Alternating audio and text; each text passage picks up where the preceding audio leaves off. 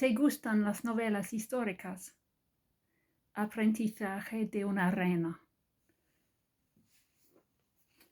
Esta es mi nueva novela, publicada por Ediciones Maeva en Madrid y traducida por Isabel Ferrer y Carlos Milla. La escribí en inglés. No hablo mucho español, solamente un poco. Soy australiana.